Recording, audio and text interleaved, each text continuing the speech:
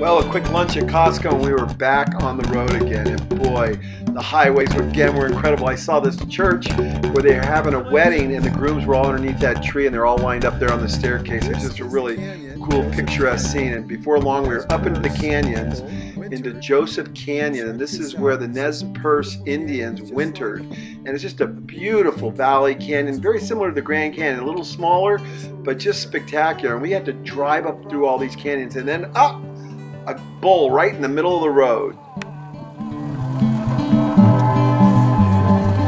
Jay, be nice to the cow. Be nice to him.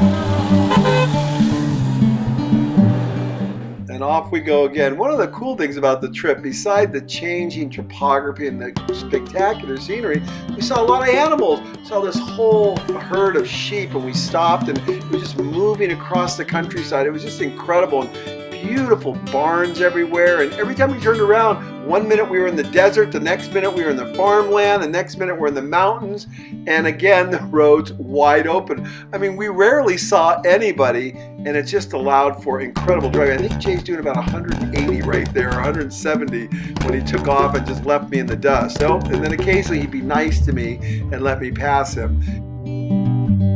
I just don't get it. I left Jay a long time ago, and I just don't understand. He's got a faster car than me. Everything is better, but he's way back there, and I've been sitting here for like 5 minutes. I mean, what the heck is going on?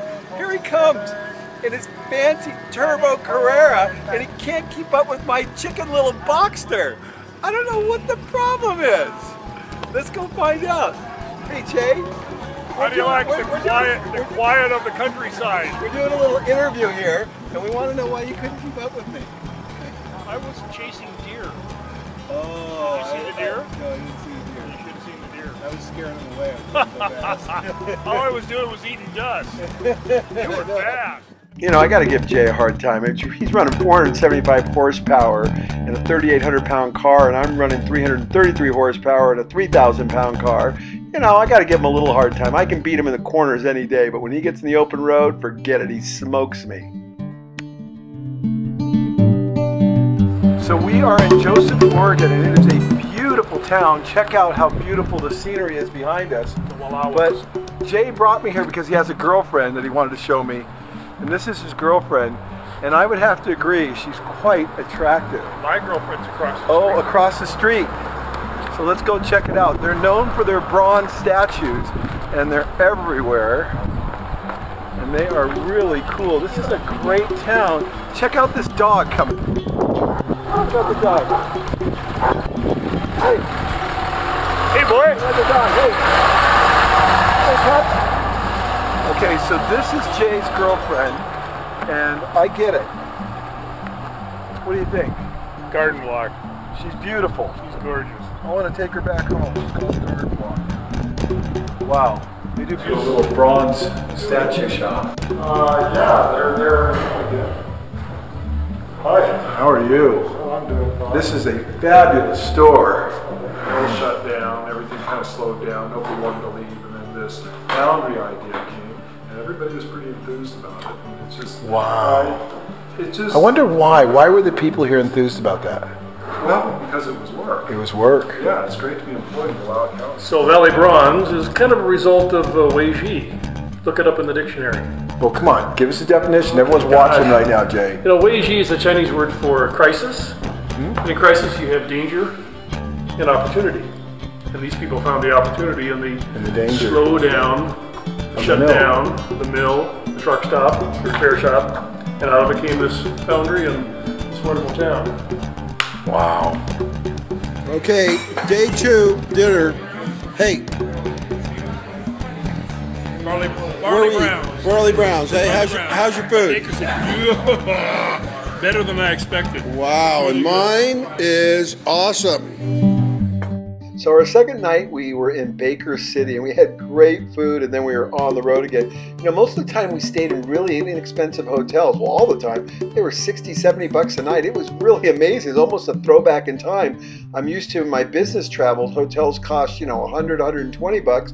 And this is the greatest scene of all. This young little kid, about 10, 12 years old, saw Jay's car. He said, "Oh, that is the coolest car." And Jay put him in and took a picture of him. It was so cute. And then we came across these amazing old cars. Sitting like these.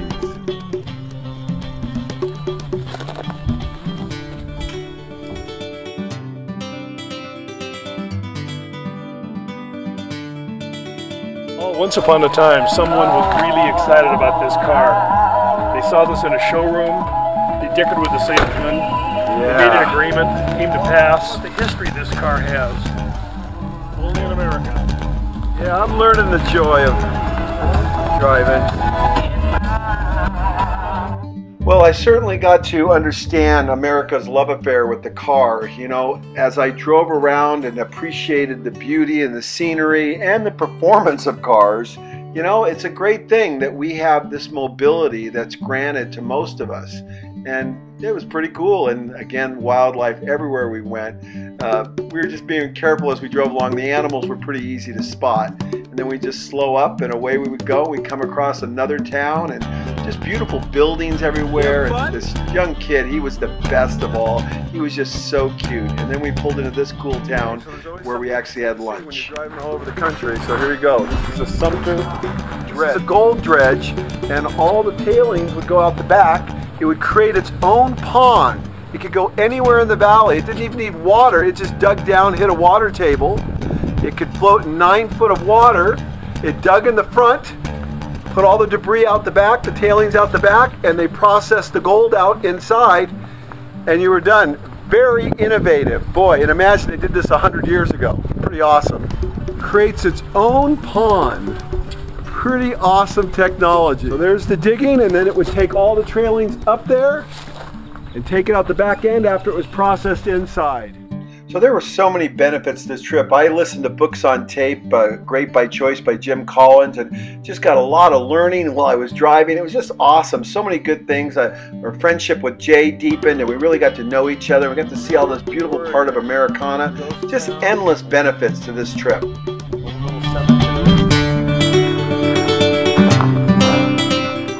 One of the other things I learned was just the discovery of the road systems that have been built by Americans over the last 50, 60 years. It really is amazing, the industry of the human spirit to be able to build the level of networks of roads that go throughout the United States and then maintain them all. And we're the benefactors of that. Imagine that. That is just really a special thing to be an American and to have access to this kind of resource. It was just really special. And then obviously I fell in love with my car, and I really just came to appreciate it. It's an awesome machine that can do pretty amazing things. Innovators out here. What's the dog's name? Ginger. Ginger. Are you guarding? Watch this. These are cool signs that they have here. Where are we? I don't even know where we are. Where's Ukiah? Ukiah? Ukiah. Ukiah. And Ginger is guarding the signs. There you go. Let's take a look at Ginger. Hey Ginger, how are you? You're ferocious. Look at these little paws. You might get bit. Be careful. Wow, you're awesome. Good thing about Ukiah is credit cards are welcome. So Jay likes to tease me because I only have about 20,000 miles on my car, and I've had it for 4 years. I guess that isn't very much. I drive it every day to work. It's a daily driver for me, but Jay has 70,000 miles on his car, and it's 1 year older than mine. So we're in the town of Condom, and these people got a good sense of humor, man. That's all I can say. Condon. Condon. Oh, it's Condon, not Condom. Get your glasses on, Paul. You know, remember, Jay's 67 years old. He's just got a great sense of humor. He's like a little kid like I am, and we're just like little kids. We're over there exploring. We came across this incredible windmill farm, and we just pulled out into the field and videotaped everything. We just had a great time. There was a huge storm brewing too, and it was just awesome to see weather and the development of nature, and just the whole experience was off the charts. To boot, which even makes it more interesting. You know, I learned so much on this trip. One of the things that I came to appreciate is I think farmers are artists. I think the way they plow their field and the way they sculpt the landscape is just amazing. And we saw this everywhere we went, just the open fields. And now we're crossing the Columbia River and we're going actually back into Washington. Now we're at Stonehenge, of all places. Go figure. But we're on the Columbia River and it's going down, the sun's going down, and it's beautiful. And they built a life-size Stonehenge. So let's go inside and see what it looks like. Funny thing is, I was just at Stonehenge 3 weeks ago. What a coincidence, right? 2,000 years old. The mighty Columbia River. And we just had dinner down there at Linda's. So I hope you've enjoyed this episode of The American Innovator, because I've enjoyed putting it together. It's been a ton of work to shoot the video and edit this, but I think this really gives you a slice of Americana that I never knew about, and hopefully you've learned about as a result of this show. So we'll see you next week on The American Innovator. It's so amazing how your voice keeps breaking through. Like you, yeah, you. The American Innovator has been brought to you by FastCap.